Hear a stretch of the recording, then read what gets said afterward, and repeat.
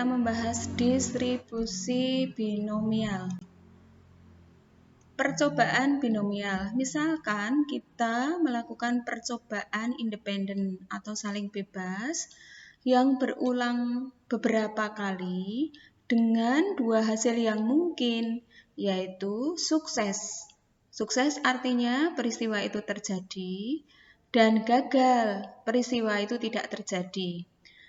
Percobaan seperti ini disebut percobaan Bernoulli atau percobaan binomial. Percobaan sebuah sukses P harus konstan untuk seluruh percobaan. Misalkan Q adalah percobaan untuk gagal, maka Q itu diperoleh 1 min P. Variabel acak X adalah total jumlah sukses dalam N percobaan. Distribusi probabilitas binomial. Perhatikan peragaan puntiran atau spinner. Ini gambar asli. Saya akan mengubah menjadi sebuah gambar kedua. Perhatikan spinner gambar kedua memiliki daerah warna putih, yaitu di sini. 1, 2, 3 white. N1 area yang diarsir warna biru, blue di sini. Ketika puntiran itu diputar, kita akan memperoleh hasil bisa putih, bisa biru. Peluang muncul putih adalah 3/4, 1, 2, 3. Dan peluang muncul biru adalah 1/4. Jika P adalah probabilitas muncul putih dan Q adalah probabilitas muncul biru, maka P tadi karena ada 3 bagian maka menjadi 3/4. Q sama dengan 1/4. Ingat probabilitas. Semuanya ada 4, yang putih warna putih ada 3, berarti 3/4 peluangnya. Probabilitas muncul putih 3/4. Probabilitas muncul biru 1/4. Andai kata kita akan memutar puntiran sebanyak N sama dengan 3, sebanyak 3 kali. Lalu, misalkan X adalah warna putih, maka X nanti X adalah variabel acak, maka X kisaran angkanya 0, 1, 2, 3. Hasil yang mungkin adalah ini. Biru, biru, biru, biru, biru, putih, biru, putih, biru, dan seterusnya sampai terakhir adalah putih, putih, putih. Hasil yang mungkin, nah seperti ini, B, B, B. Muncul putihnya 0. Nah lalu probabilitas karena ini Q, biru, berarti Q, Q-nya pangkat 3. Q-nya kan tadi sudah ada, yaitu 1/4, maka 1/4 pangkat 3. Yang berikutnya adalah biru, biru, putih. Biru, biru, putih itu 1. Kalau biru, biru, putih itu 1, maka ini yang putih itu 1, maka ini Q, P. 1/4, 1/4 sama 3/4. Berikutnya adalah B, W, B. Berarti yang putih ada 1. Q, P, Q atau P, Q pangkat 2. P-nya tadi sama dengan 3/4. Q-nya tadi 1/4 pangkat 2. Berikutnya W, B, B. White-nya atau putihnya ada 1. P, Q, Q. Jadinya ya, karena ini putih, lalu biru, biru, maka P, Q pangkat 2. 3/4 lalu 1/4 pangkat 2. Yang berikutnya B, W, W. Putihnya ada 2, berarti Q, P, P. Jadi 1/4 kali 3/4 pangkat 2. Tugas kalian nanti yang dikumpulkan adalah melengkapi tabel ini. Ingat bahwa ini harus ditulis ulang, jangan sampai hanya menyertakan 3 ini ya. Yang dipakai untuk tugas adalah mengisi atau melengkapi tabel ini. Lanjut.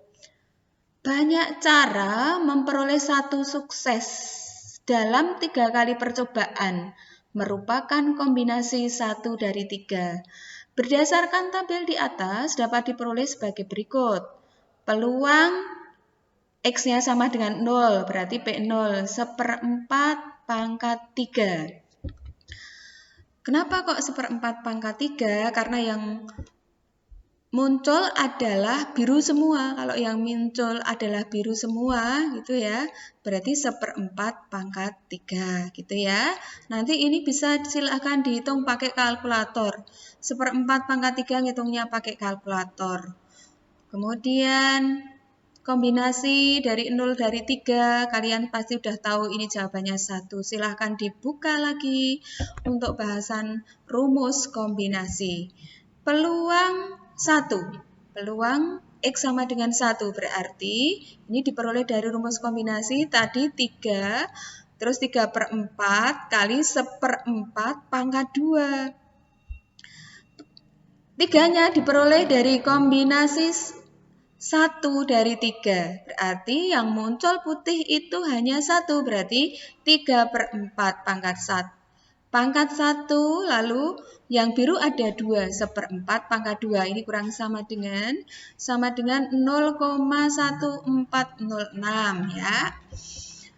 Selanjutnya P2 sama dengan 3 kali P2 berarti muncul warna putih itu ada 2.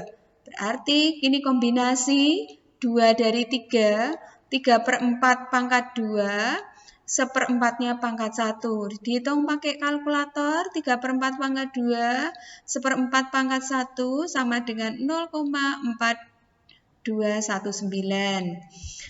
P3, apa itu artinya P3? Berarti yang muncul adalah tadi warna putih semua, betul. Berarti kalau putih itu 3/4 ya, tadi 3/4 pangkat 3. Atau kalau mau dihitung pakai rumus adalah kombinasi 3 dari 3, 3/4 pangkat 3, 1/4 pangkat 0.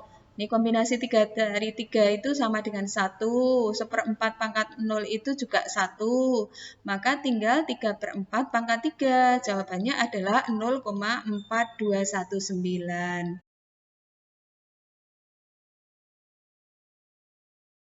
Mengarah kepada bentuk peluang dari X ya, sama dengan kombinasi X dari 3, 3/4 pangkat 3, 1/4 pangkat 3 dikurangi X dengan X-nya mulai dari 0, 1, 2, 3.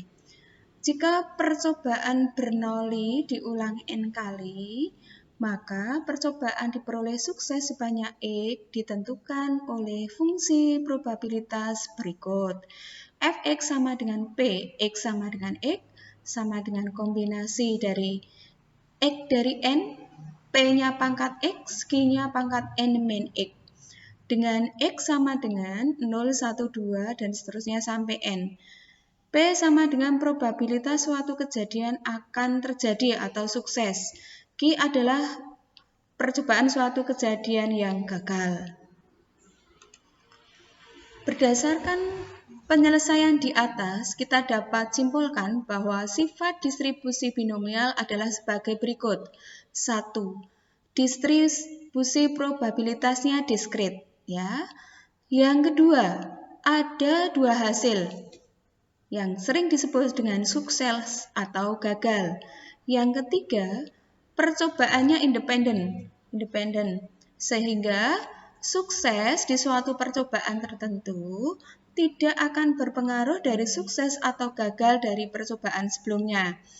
Dengan kata lain, percobaan sukses selalu konstan di setiap percobaan yang dilakukan. Beberapa sifat distribusi binomial dapat dilihat dalam tabel berikut. Untuk mean, variansi, standar deviasi simpangan baku, ini pelajaran dari matematika wajib, lambangnya ini, variansi lambangnya ini, standar deviasi simpangan baku lambangnya ini. Mean diperoleh dari N kali P, variansi diperoleh dari N kali P kali Q. Standar deviasi simpangan baku akar dari N kali P kali Q. Contoh, tentukan probabilitas mendapatkan dua sisi gambar dalam percobaan melempar sebuah uang logam berturut-turut sebanyak 6 kali. Nah, perhatikan di sini. Diingat di sini percobaan melempar mata uang. Lalu diminta tentukan probabilitas melempar dua sisi gambar. Nah, yang dua sisi gambar dalam percobaan melempar sebuah uang logam sebanyak 6 kali. Jadi mendapatkan dua sisi gambar dalam lemparan sebuah mata uang logam berturut-turut sebanyak 6 kali. Maka yang dimaksud X-nya sama dengan 2, N-nya itu sama dengan 6. Maka PX sama dengan 2, sama dengan kombinasi 2 dari 6, 1/2. Kenapa kok 1/2? Karena kalau kita membahas tentang mata uang, untuk sukses itu setengah, gagal juga setengah. Maka kalau gambarnya itu diminta 2, di sini berarti 2-nya dapat dari ini, dari 6. Jadi setengah pangkat 2, setengah pangkat 4. Perhitungannya 6 faktorial dibagi 2 faktorial kali 4 faktorial, perhatikan.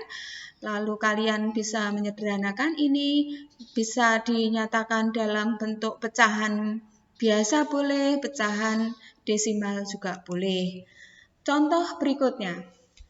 Di sebuah toko, penjual mengetahui bahwa sebanyak 20% dari persediaan bohlam yang ada adalah rusak. Seorang pelanggan membeli 6 bohlam, dibeli secara acak.